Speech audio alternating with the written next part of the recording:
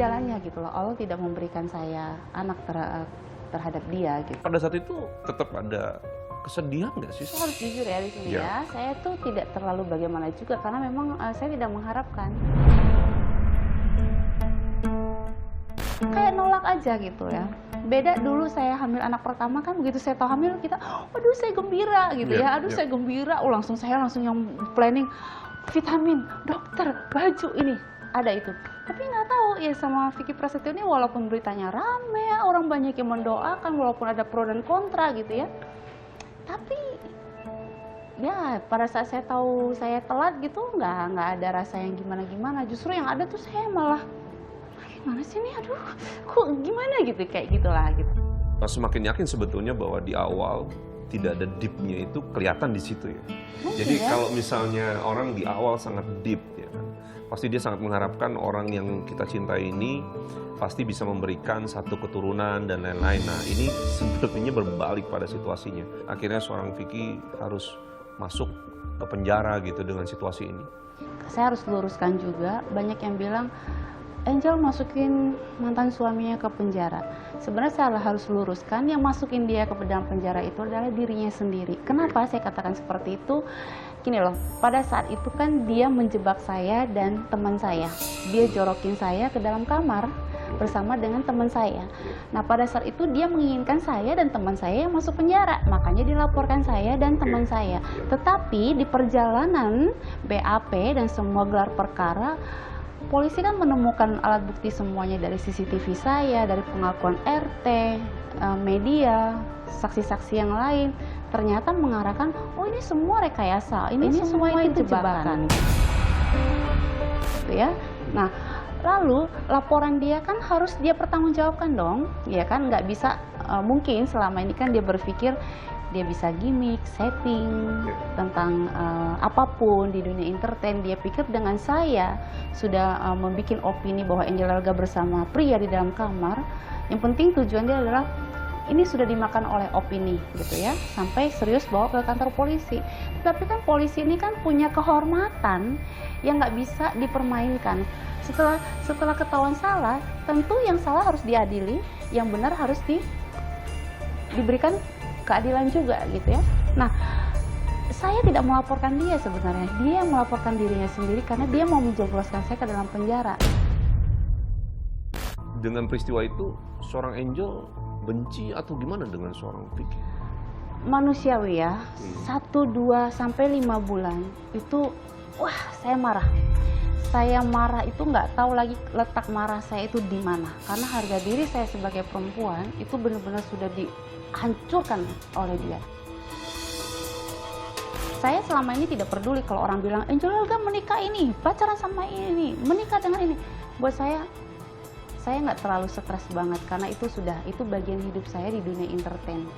Itu bagian yang orang tidak tahu bagaimana sesungguhnya. Tapi begitu saya difitnah maksiat dengan orang lain,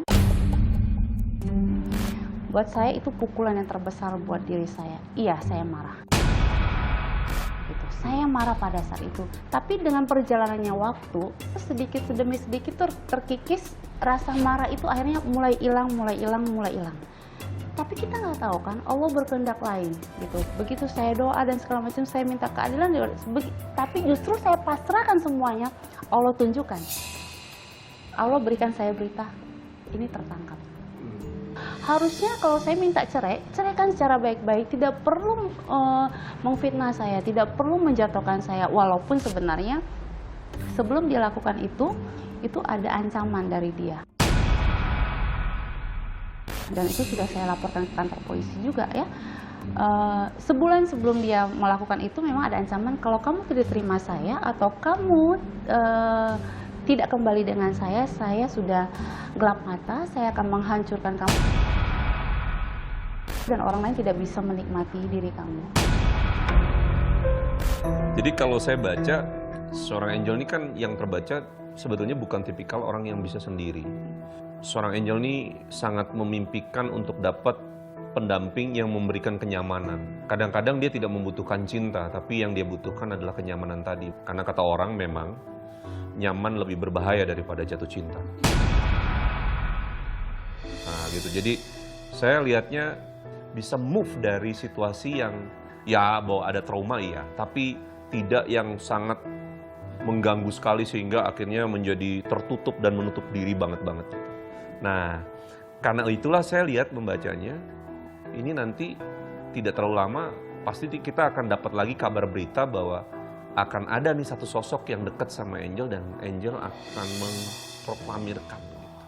Nah, saya lihat sih sosok itu sudah ada beberapa kandidat yang terbaca di sini, tapi masih di litsus gitu. Nah, coba Angel bisa cerita nggak soal Saya ini? boleh aminin dulu nggak? Amin, Semua. ya oke, amin ya. Oke. Yang pasti kalau saya memang betul, kalau dibilang saya itu orang yang nggak bisa sendiri, iya. Tapi dengan peristiwa saya dengan Vicky Prasetyo itu sangat memukul sekali gitu ya. Kalau dulu mungkin saya begitu selesai hubungan dengan orang, itu cepet banget saya bisa yang oh yaudah deket lagi gitu ya, karena kan kalau kita sakit hati sama laki-laki putus ya obatnya kan kalau misalnya ketemu lagi ya udah kita deket gitu ya. Kadang-kadang nggak ngeliat tuh siapa dia, langsung yang udah deh yang penting bikin nyaman tuh betul gitu. Tapi sekarang saya lebih berhati-hati dengan peristiwa ini. Sudah saya lebih menurunkan ego saya, lebih menurunkan apa kemauan saya, menurunkan semua lah. Jadi lebih ke tenang gitu. Makanya kalau kemana-mana saya lebih banyak sama keluarga. Terus di rumah saya juga memang lebih banyak kakak saya, ponakan saya, sepupu saya kayak gitu-gitu. Jadi saya lebih ke keluarga. Iya, jadi banyak sih sebetulnya pelajarannya dari situasi yang ada. Bahwa memang ternyata niat baik tidak cukup untuk membangun sebuah hubungan yang mungkin seserius apapun itu. Tidak hanya sekedar niat baik, tapi juga perlu semacam pengolahan secara pribadi, lebih mengenal lebih dalam, dan tidak menjadikan rasa kasihan sebagai dasar untuk membuat keputusan. Jadi ceritanya banyak yang seru sih sebetulnya hari ini. Thank you Angel atas waktunya, dan mudah-mudahan cerita hari ini bisa buat pelajaran buat saya, buat Angel, dan siapapun yang nonton ya.